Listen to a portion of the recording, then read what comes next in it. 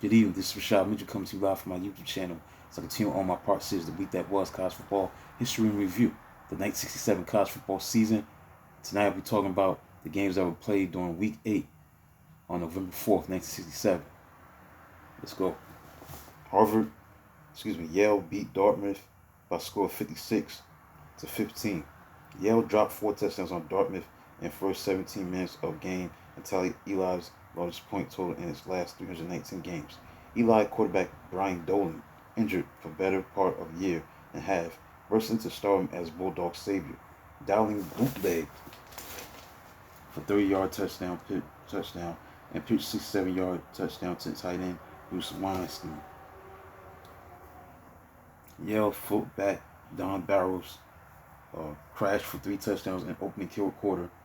Indians vainly drove for 83 and 69 yards touchdowns in second half, mostly on passing of quarterbacks Gene Rosewicz and Paul Koenig. Wake Forest defeated South Carolina 35-21. Auburn defeated Florida by a score of 26-21. So Littleville Gators made 378 yards and 20 first downs to 226 for Auburn. The Tigers struck for 20 points in the 3-minute span of third quarter to overturn a 7-6 halftime disadvantage. With help of 2 block punts, Auburn quarterback Loran Carter ran for 2 touchdowns and threw his second touchdown pass, caught for 14 yards by Freddie Hyatt. Florida rallied for fourth quarter touchdowns by halfback Larry Smith. Quarterback Larry Richmond loss knocked Gators out of SEC race. Next, Mississippi and Louisiana State ended in a tie, 13-13. Before night in Dixie was over, mercury dropped to 29 degrees, but cold couldn't chill enthusiastic Louisiana State. Unluckiest team in America, according to Coach Charlie McClendon, Ole Miss defense caused 8 fumbles and threw Tigers quarterback Nelson Stokely for 31 yards in losses. Now tailback Stan Heineman was kept in control by Bayou Bengals defense, but scored on a short touchdown run after catching a 20-yard pass on Rebels' first possession.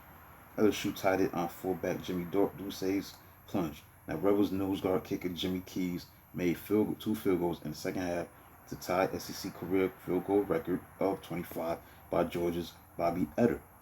As fourth quarter clock marched on, fullback Eddie Ray kept LSU drive alive with 4th down run and made expert 15-yard catch at Rebels' 8-yard line.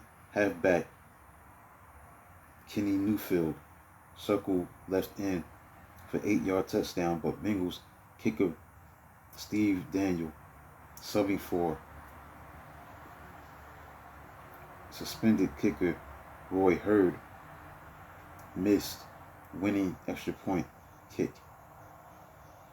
Kentucky defeated West Virginia by a score of 22-7. Miami defeated Virginia Tech by a score of 14-7. Virginia Tech had won 14 regular season games in a row, but fell to mighty defense of Miami, same team that beat Hokies in previous December's Liberty Bowl. Winning their 5th in a row, Hurricanes permitted only 57 yards of offense and allowed no first downs until 10 minutes deep into the third quarter. So in the second quarter, Miami quarterback David Olivo ran for touchdown and pitched past to end Jim Cox, flipped lateral to speeding fullback John Acuff, who scored. In between, defensive back Frank Loria spared 95 yards for a touchdown return on a punt. Indiana, number 17 in the country, beat Wisconsin 14-9. Cardiac Kids of Indiana weathered late charge by winless Wisconsin, with Badgers misfiring on end zone pass as time expired.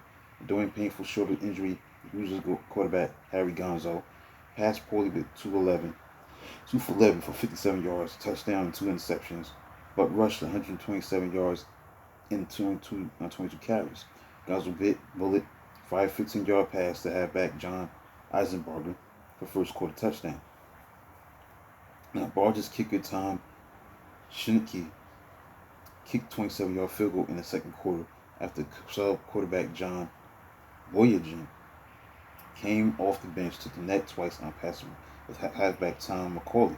After Indiana took a 14-3 lead on penalty-aided 27-yard drive in the third quarter, Wisconsin found themselves something within itself to threaten throughout the rest of the game.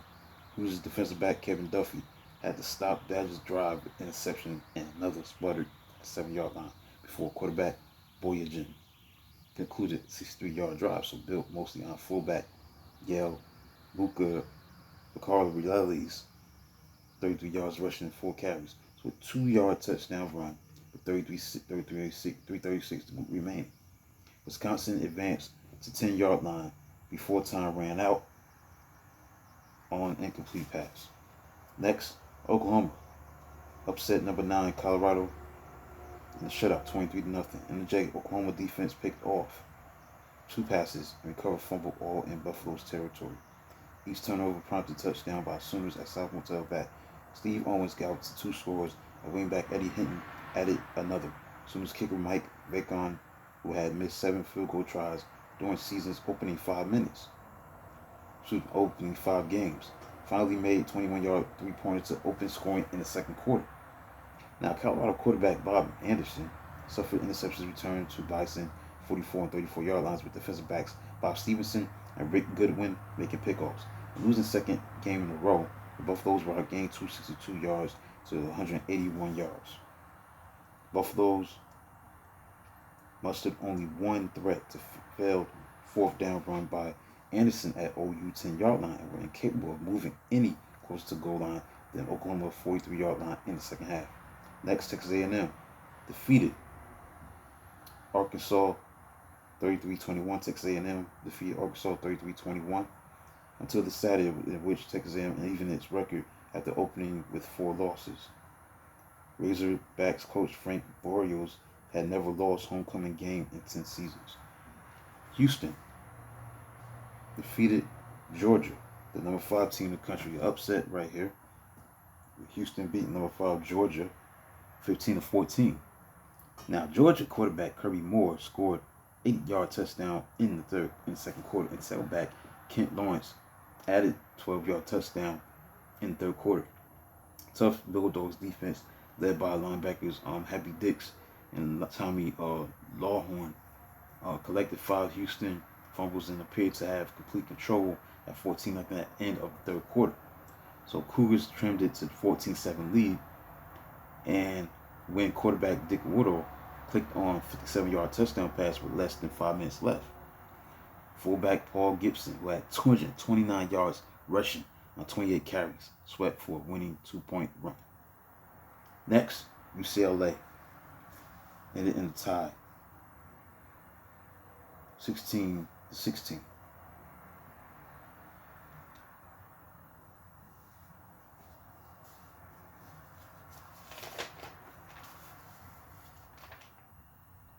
16-16. Giant killing Beavers tied number 2 UCLA with last-moment heroics. Bruins kicker Zenon Andrusson kicked 2 field goals, including a school record 52 yards for a 13-7 halftime lead. Now, Oregon State tied it 13-13 as halfback Bill Main swept in for a 9-yard touchdown, but kicker Mike Haggard had costly conversion miss. The kicker for the Bruins, Zenon Andrusson, and Haggard traded field goals and seesaw 4 quarters before quarterback Gary Beeben pitched Bruins into range to late field goal try. The Beavers defensive tackle Ron Boley blocked Zenon's Andrusson's try in the last 10 seconds. And finally, Stanford beat Washington 14-7. Stanford lived by the pass and Huskies died miserably by the pass, as quarterback Chuck Williams launched a 57-yard touchdown bomb to wide receiver Gene Washington in the middle of the first quarter for a 7-0 Stanford advantage. Washington quarterback Tom Mankey, who was in spotlight of dismal 1 for 10, 6 yards and 3 interceptions passing effort, scored home team's only touchdown on a run late in the first quarter. Mankey caught Stanford defense playing up close and slipped through right tackle and broke into the clear for 81-yard touchdown. Winning touchdown came on in Jim Cross 5-yard catch in the third quarter. Linebacker Andy Carrigan was credited with 18 tackles and pass block for Tribe and led vital stop early in the fourth quarter. The Huskies needed only an inch on fourth down at Stanford 4-yard line, but the Indians defense blasted ball carrier for a 1-yard loss.